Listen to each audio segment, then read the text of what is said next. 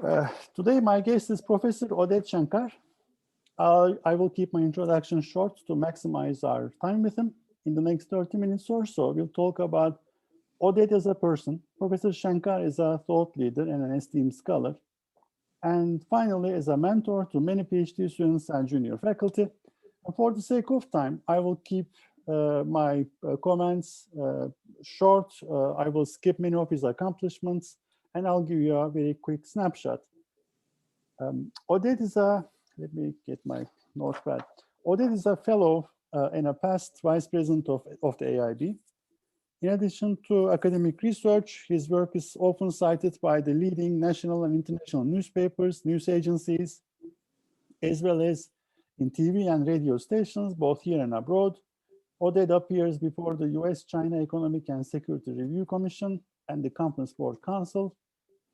In addition, Oded received the Gibbs Gold Medal for scholarly contributions to the field, received the Distinguished Scholarly Contribution Award by the International Association of Chinese Management Researchers.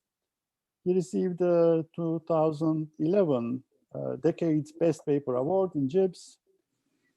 Since 2008, he is ranked #1 in culture citations. His 2 other culture papers going up are ranked #3 and #7.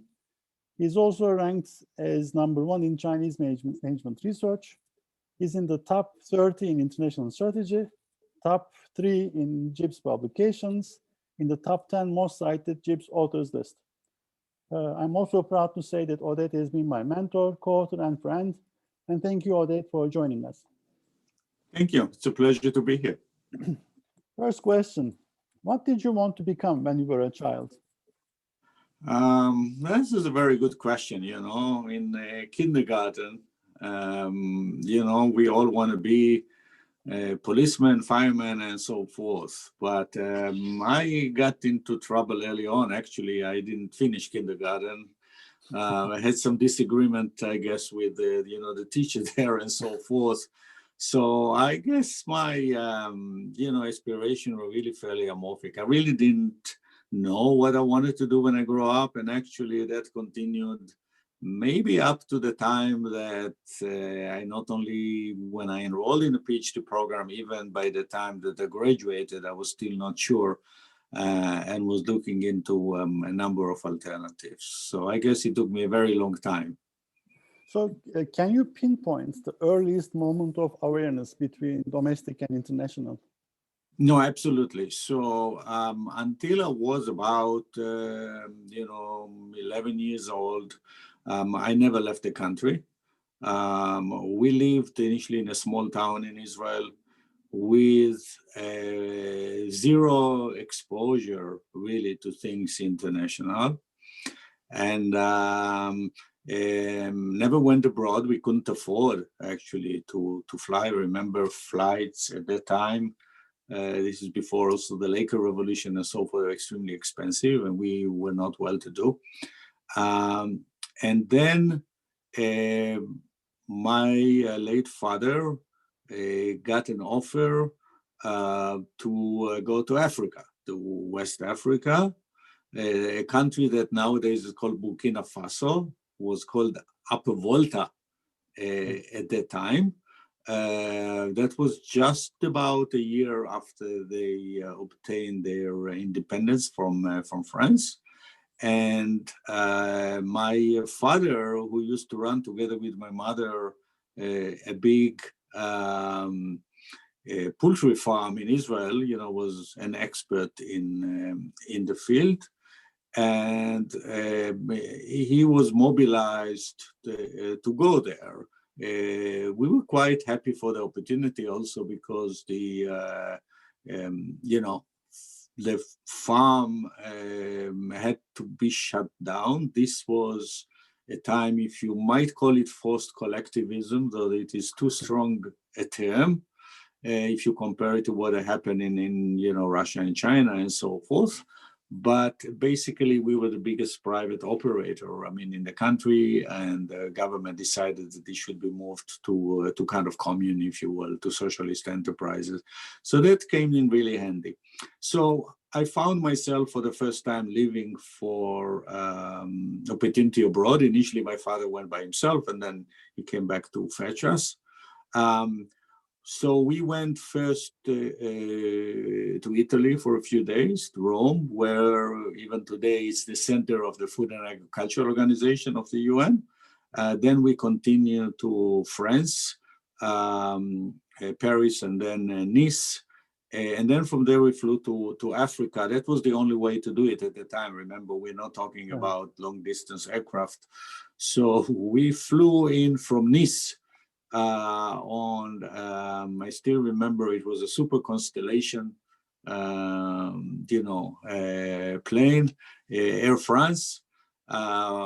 And we were in first class. Those days, the UN paid for everyone to be in first class. So that was, quite shocking. And because before that, I didn't even fly a coach anywhere. And then we connected in, I believe it was in Senegal, and then we continue to Ouagadougou and find, which is the capital of what was then Upper Volta, and finally Bobo Dioulasso. This is the second largest city where we were stationed, where my father was stationed. And I still remember, if you talk about exposure to things international, my very first experience, I went out of the house to kind of familiarize myself, with the background. And I saw a number of young, kids running and pointing and screaming. And it took me a little while to understand that they were pointing at me and screaming.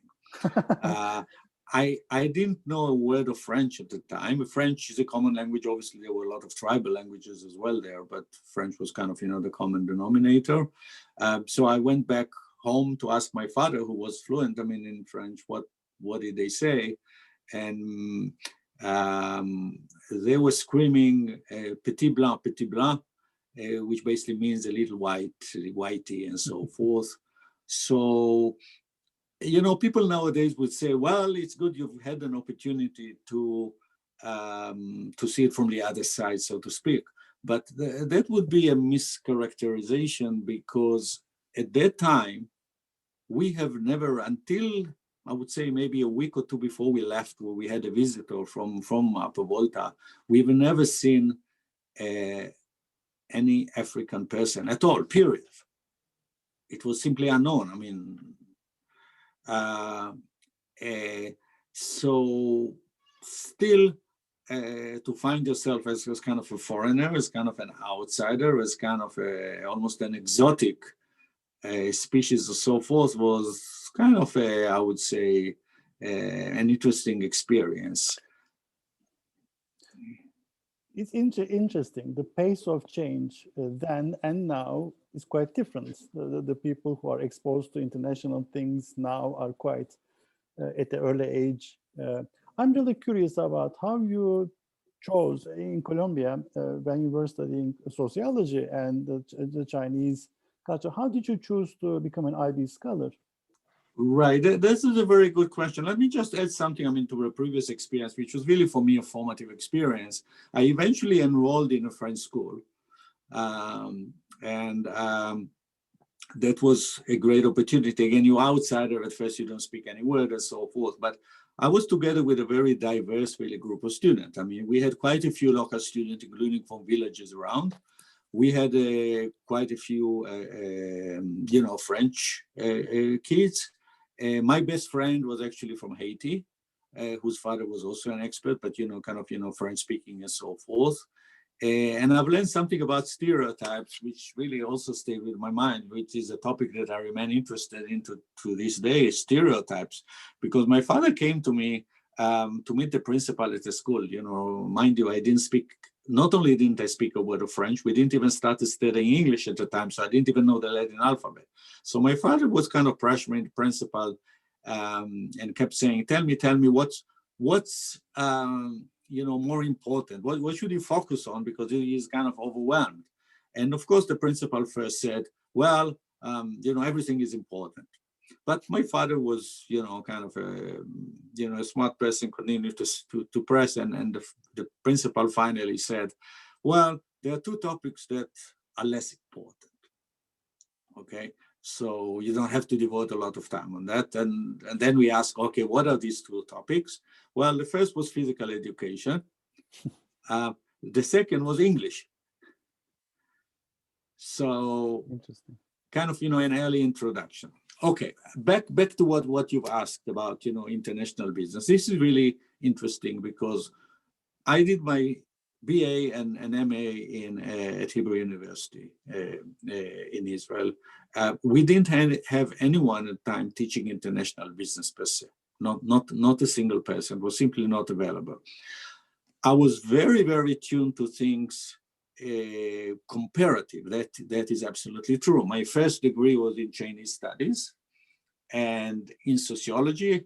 I did a master in sociology, which involved also some business school classes, but it was mostly comparative. The person I worked with the closest was really S.N. Eisenstadt, was really a very well-known scholar in comparative, really sociology. So I was definitely interested in this angle, but to be frank, I didn't even know for sure what international business was at that time.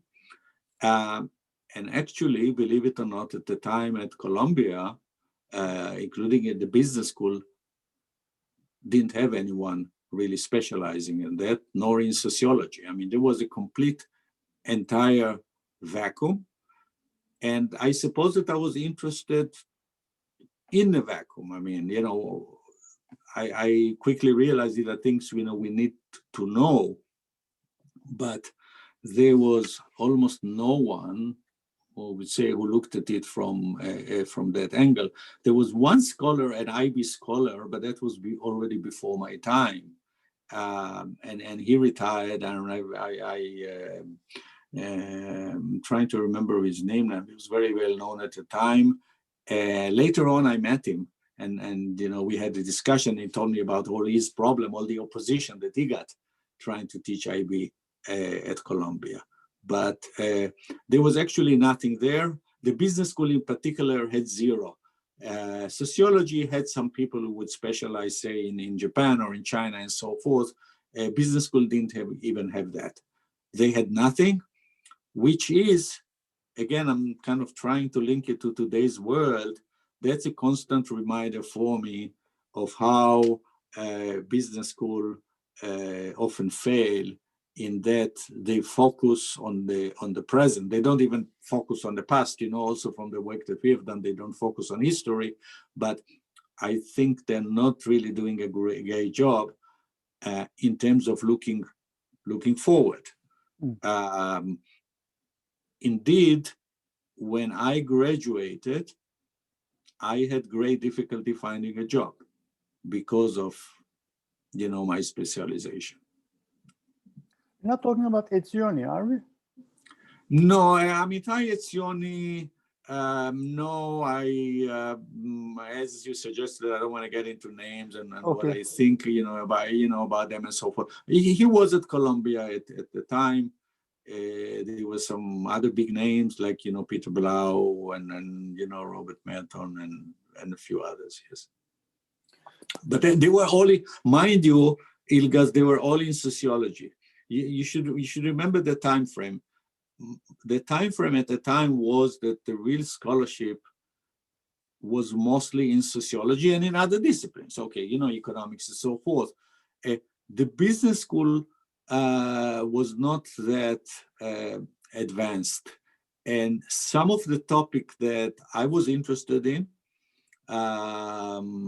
including some of the IB topic, but also topics such as organizational structure, we're just beginning the migration from sociology to business schools. But it was just the beginning of this migration. Okay, Oded, let's talk about regrets. What is the one thing you wish you would have done that you didn't? Well, when you ask such a question, I almost feel like, I should be retiring now. I mean, because, you have to kind of, sum up and looking back. It's very difficult to answer that question. Number one, because I guess as human beings, we don't always want to dwell on our shortcomings and failures, and we all have. And I'll definitely admit to many. Some of them you can mention as okay, they were kind of, errors, but I've learned from that and eventually I've benefited. I'll give you an example.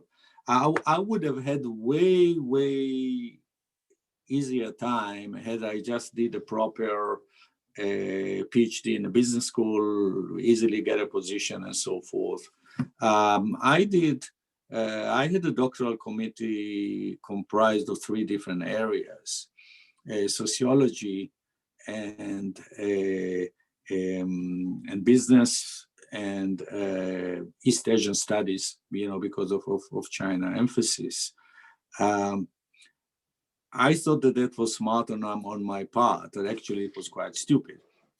It was maybe smart on the intellectual side, you get exposed to different views, but in reality, you face a lot of problems. Even when I graduated, I was initially thinking in terms of getting a joint appointment, say in business and sociology, for instance, until a smart mentor told me something. I'm sure that you have such proverbs in many cultures, something like, if you're going to have too many parents, you're going to end up an orphan. But I mean, to the benefits, it is your career's benefit, you were at the frontier on all these areas, in Chinese studies, in comparative culture studies. You were at the forefront. So, I mean, it did work out great for you, right? You were one of absolutely. It's something that you learn from it. There's no question about it. I mean, I think that, and it's not only on the scholarly side, it's also on the policy side and so forth. I mean, early on in also appearing before Congressional Commission and so forth, I try to tell people that their assumption that China is on the way of becoming, having a system like America is ludicrous. I mean, it's not going to happen. But you got to have learned, 2,000 years of Chinese history in order to understand that, right? So again, did I benefit from it? Absolutely. There's no question about it. But I was pretty close to being unemployed or ending up, not to put it down, driving a taxi or whatever. I mean, just to make a living. So being kind of in a frontier, I mean, it sounds nice, but it was sometimes a harrowing experience. Yeah. I mean, we're covering some of the mentoring side here, so we're saving time on that front. But I've got 2 short questions. One, what are you most proud of in your life? And the second one, what are you most passionate about? Okay, proud of. I think that I was able to make maybe 2 transitions.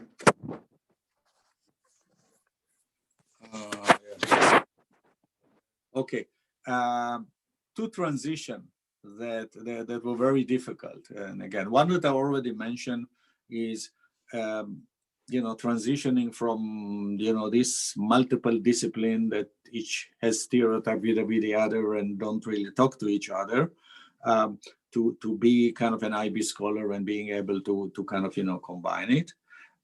The second thing, which was also a challenge, is to move from really, the kind of, call it pure scholarship, to one that is also applied and has an impact on the policy and on the executive side.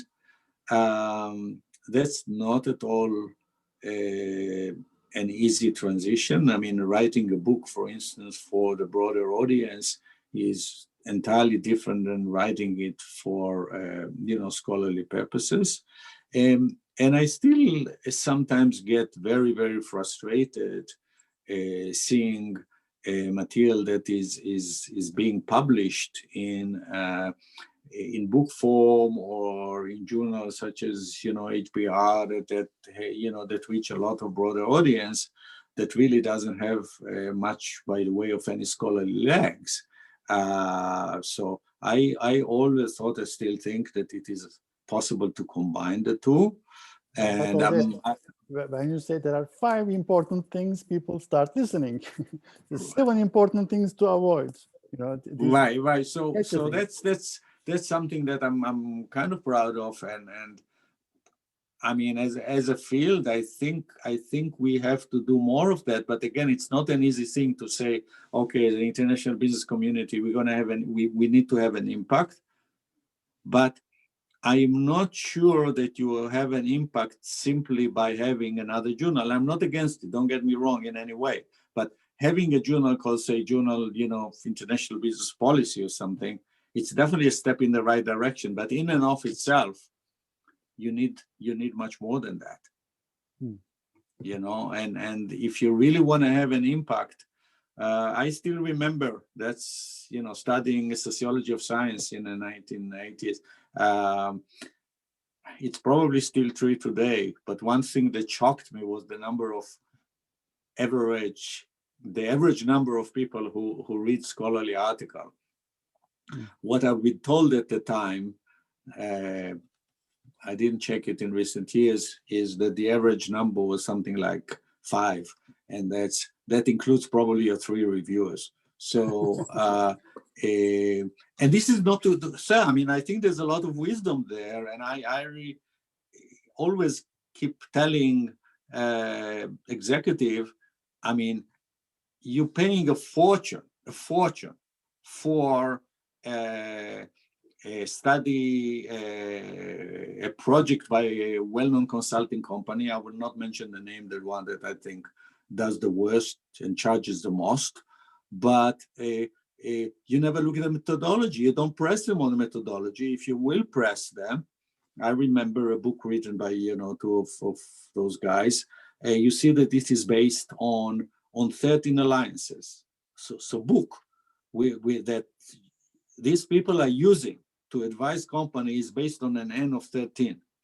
Okay, and I tell them, you have this way more rigorous, better, studied in academia, but you never looked at them supposedly because they're not written in a way that you can understand. So our challenge is to actually do that. And as we know from learning theory, one needs to learn from not only from successes, but also from failures. Biggest failure that I can think of, Academy of Management Executive, the late Academy of Management Executive, whose dismantling was actually an acknowledgement that we just cannot reach this audience. I mean, you're pulling the interview or the conversation towards research, and let's just move into that area. Yes. Let's say you got this beautiful Morgan that you are so passionate about. This little car just breaks down and you're stranded. You go to a neighborhood pub. The locals are there, curious about who you are, what you do, why the car broke down. So you're trying to summarize your research, your whole fields, basically. How do you explain what you do to laymen? Okay, first of all, I must say something about the Morgan, right? I mean, so my plan is to get a Morgan and also a mobilette, which is like a little moped that I used to have, I mean, in Africa as a kid. Once we went back to Israel, I couldn't even afford a bicycle. So that's, kind of big in my mind. And actually, my very good friend and colleague who I, really admire his work, John Child, is still, very, very active. I mentioned Morgan to him and he says, don't ask. He used to have a 3-wheeler, which is, one of the famous Morgan, models, when he kind of, courted his wife and so forth. But he said it would break down, I mean, every few miles. So hopefully they now do a better product, but it's still a classic car. Going back to what you asked, this has always been a challenge that I was intrigued of. I was intrigued by that even when I was studying, because my main kind of scholarly home was sociology. And I would say most of the people that I met had no clue what sociology was. Many of them thought it was social work, for instance, you know. And even today, it's a challenge.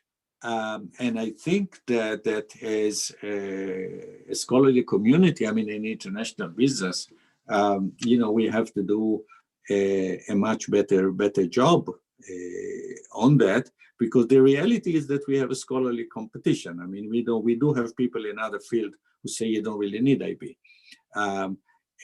So you kind of, you know, under threat. So the ability to explain it, I think it's enormously important. But before you explain it, you gotta have some kind of a consensus of what an international business really is, right? Before you explain it to other. I don't think there is a consensus. Even some of our IB scholars, I think they think mostly, and I guess it has to do with their education, they think mostly, say, in terms of, say, strategy. So let's look at everything from a strategic lens. And this is not to discount it, it's an important lens, but it's really not the only one. I mean, I see actually international business as really the classic interdisciplinary, interfunctional area.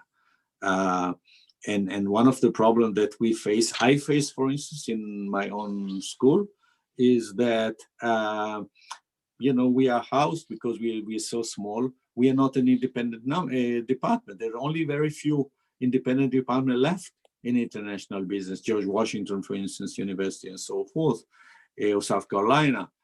So we are housed in a department of management. How do you explain to people that what we do touches on much more than that? And the reality is that, okay, we are multidisciplinary, but almost nobody else is, despite the lip service that AOM and so forth, I mean, give to interdisciplinary research. There are very clear indication that they're not. How many people in my college, we have maybe 150 scholars. I think other than me, there's only one that is a member, for instance, of an area study center. And even that person, he's on a China Institute simply because he's Chinese. I mean, I don't think he has any really big interest in international or anything. So we have to establish the identity and then articulate it clearly. I mean, interdisciplinary, yes, for sure. But are we not covering things in IB? Or what are the omitted variables that you can talk about in a short period of time? What are the major things that we have omitted so far? Well, I would say, and again, I'm of course, you know, biased by, you know, my own education and so forth. I think history is number one. I mean, you know, you gotta have a historical perspective, especially if you want to look into the future. This is the irony. There are people who think, okay, we have to focus on the future, not the past. No, if you want to understand or have a fair assessment of the future, you got to understand the past, which is why, going back to the example I gave you about China earlier, if you know that the Chinese bureaucracy, for instance, is the longest existing organization in history, over, you know, 2,000 years, thinking that it's going to change tomorrow just because of some interaction or more interaction with the outside world is ridiculous, you know. And there are very many such examples. So anything having to do with history, I mean, one's own history internally, and also one history in terms of you know, conflict and so forth, such as, you know, the work that we have done together. Now, keep in mind, right, there are people who have done, I mean, definitely in political science, who have done work on conflict between nations. There are people who study, say, you know, M&A, alliance, and other form of cooperation in business. But how many people are there, and what function and what area of scholarship really try to put them together, right? So when I'm saying interdisciplinary, it is not just that. When one thinks, same thing when one think about policy, right? I mean, so history, absolutely. We have obviously these are things, you know, we have discussed. I mean, you know, what part of the world are we, you know, looking at? Overall, I think that again, and I don't want to single out IB because I think IB may be even doing better than others, but not clearly enough. Is being really, you know, rigorous. I mean, I keep meeting people, seeing, you know, research that uses, you know, our late, the book from our late Geert Hofstede, you know, in 1980, and they didn't really read the methodology because they bought the abridged version, and they keep using data for China, not realizing that the entire representation of China there is based on 9 Taiwanese managers, right? To me, and this is the main challenge really, guys, is, you know, how do you really connect it? How can you be rigorous and apply it at the same time? I would say it's the biggest challenge, but to me the most important challenge if you want to have an impact. So where do you see the IB research in the next 5 to 10 years? Where are we going? What's the next big thing?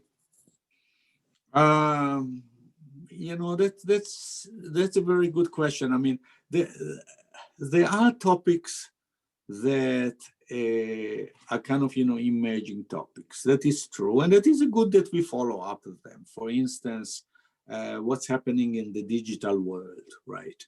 How will it impact, say, you know, interaction? How will it impact, you know, business forms and so forth? Absolutely. But I think that there are also, I would say, kind of, you know, all the topics, if you will, that we must and will have to revisit. One of them is, for instance, this concept of the transition economies, where I always ask, transitioning from what to what? First of all, transitioning from, you really have to have a very good sense of the, you know, past institution and history again and so forth. But into what? And again, you must have a certain historical perspective, even as far as scholarship.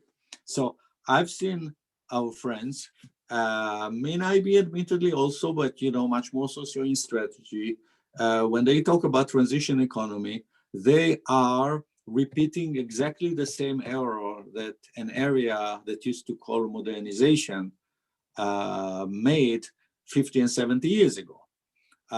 It was exactly the same error, because these people have assumed that transition will be unidirectional. It would be from whatever you start into a Western style kind of, you know, free market economy and so forth. They realized, the big example at the time, you know, was Japan, that it doesn't work, and they retreated from that. And here we are repeating the same error again. So going forward, I think these are things that we will have to, you know, to revisit.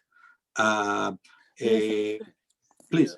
In our recent emerging markets critique, basically, we basically invoke the same idea that the traditional emerging markets logic, moving certain countries from where they are, from where they were, to more developed part, actually follow the same problem.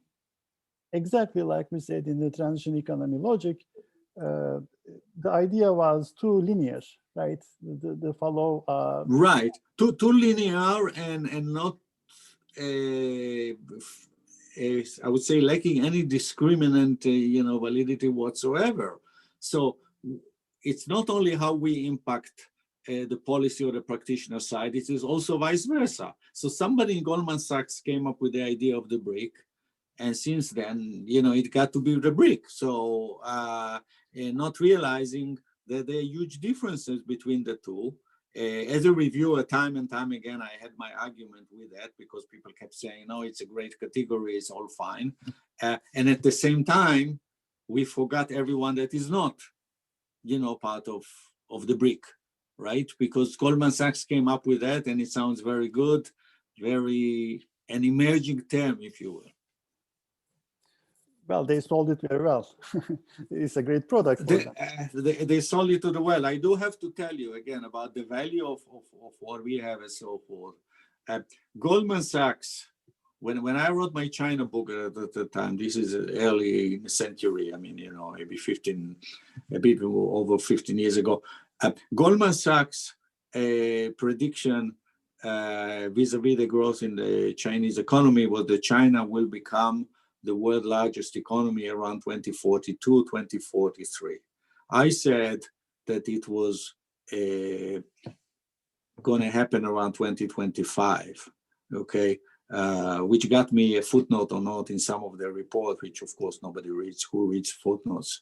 But my point was, I had 2 points there, and I spent at the time a lot of effort also with the media. I remember there was a guy from Wall Street Journal. I spent about a week on him, and I told him 2 things why they were completely wrong.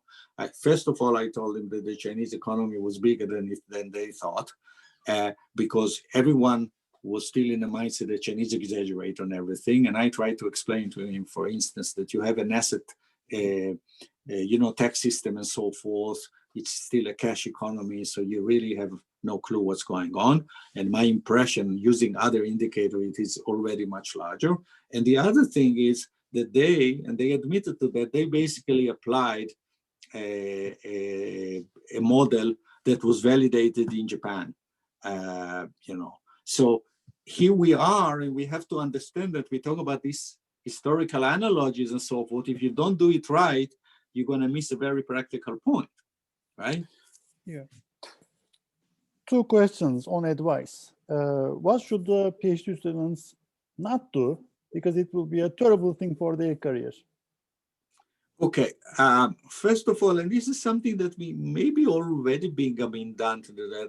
I think that you should not just replicate, what has already been done.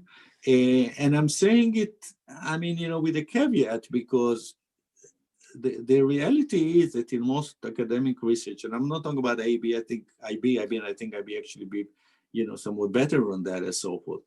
Most of what gets published in the scholarly world, definitely social sciences, is incremental at best. Okay. So if you want to really try to come up with something revolutionary, you are taking a very big risk.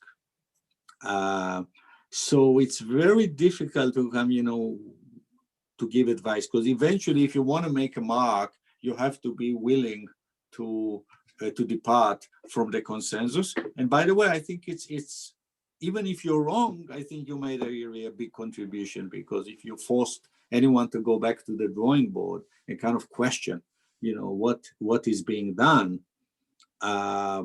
So that's part of it. This is kind of differentiation. By the way, this is one area where I do use some of the, basic concept from strategy and so forth. I ask people, what's your competitive advantage? Okay.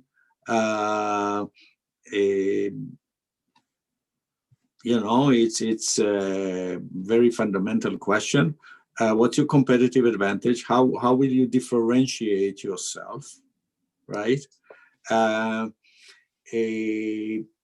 People have a tendency sometimes to either do one thing and keep replicating it, or doing things that are completely different.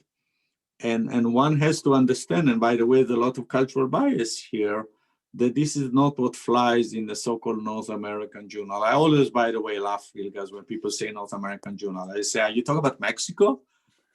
Or is it Canada? It's of course American, we are, I mean, a scholarly community, and again, not IB. I mean, I think IB is actually much better on that. But overall, we are the most ethnocentric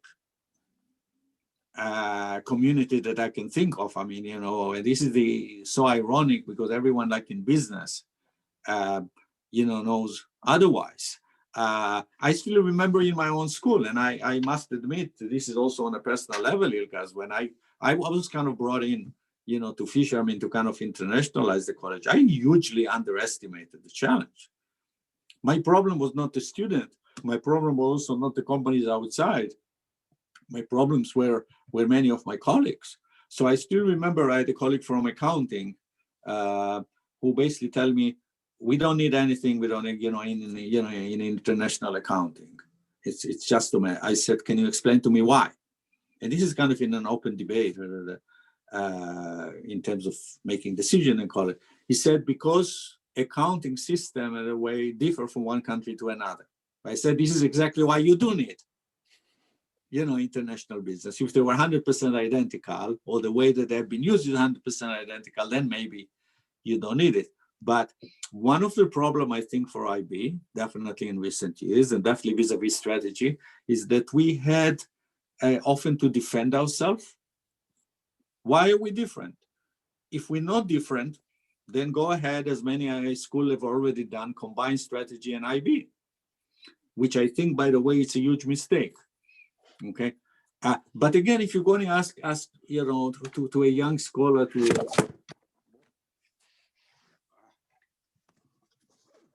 apologies for that. That's already, I don't know what's going on with that.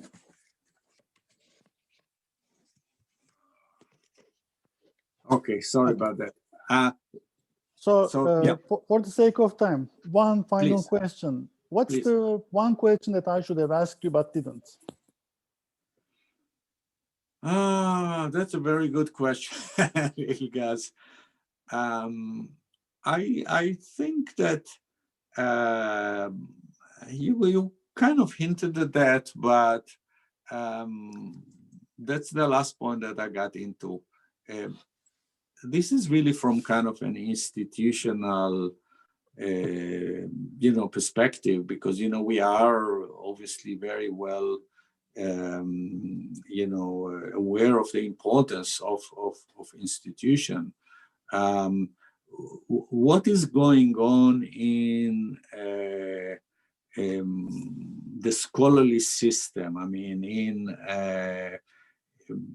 colleges of business, in how accreditation is taking place. How can we have an impact on institution? I have to tell you that I often am shocked at how ASCSB, for instance, conduct its business. Not only are they always 30 years late about globalization and interdisciplinary everything else, but basically asking people, do you have anything international in your,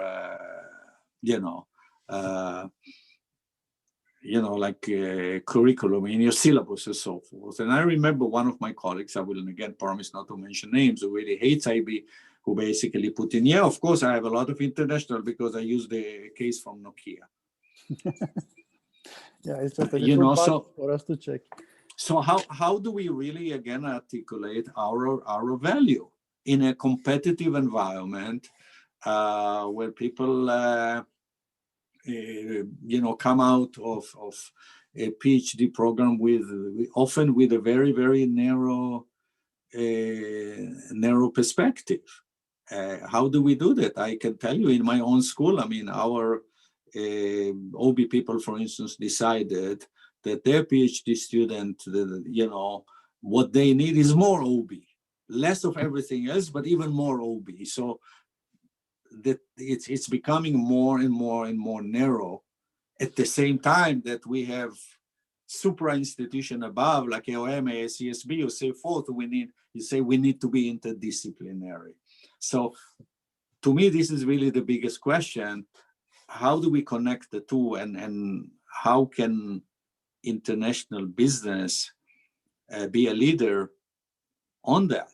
And I would like people to spend more time on that. And I have a confession. I mean, even though I wrote it explicitly at least once or twice in certain paper, I got, for instance, into all these cultural issues, you know, cultural design, not only because I'm passionate about culture, yes, I am, but also because I realized how superficially this is being dealt by other fields. And I said, okay, here we have a competitive advantage, but, you know, we need to first of all develop it, and then we need to deploy it.